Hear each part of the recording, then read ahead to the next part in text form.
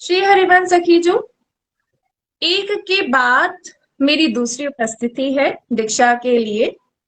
लेकिन मुझे अभी तक श्री हित 84 जी और दूसरे ग्रंथ हैं उनमें से ओरल याद नहीं हो रहा है। मैं क्या करूं, मुझे हेल्प करिए सखीजू, मैं कैसे याद करूं? ये सभी का प्रश्न होता है, ठीक है, ये सभी का प्रश्न होता है। तो देखो, ये होना ना बिल्कुल सामान्य है कि हमें याद नहीं हो पा रहा। ये एक कॉमन क्वेश्चन जिसे कहते हैं, ये सबका रहता है।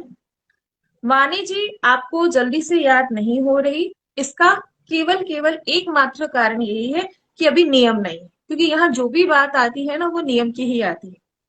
अगर आप नियम वाणी जी का गायन करेंगी, ठीक है, नियम से अगर आप वाणी जी का गायन करेंगी तो आपको सखी धीरे धीरे सब याद होना शुरू हो जाएगा, ठीक है, नियम से। और सबसे बड़ी बात आती है यहाँ भाव, ठीक है, सबसे बड़ी बात आती है भाव। और यहाँ और एक जो अहम बात है वो ये है कि डर जाना।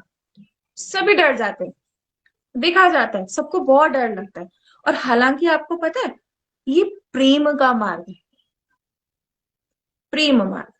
अब बोले प्रेम मार्ग है तो फिर प्रेम मार्ग में अपने प्रेमी से हमारा पूरा हक होता है ना।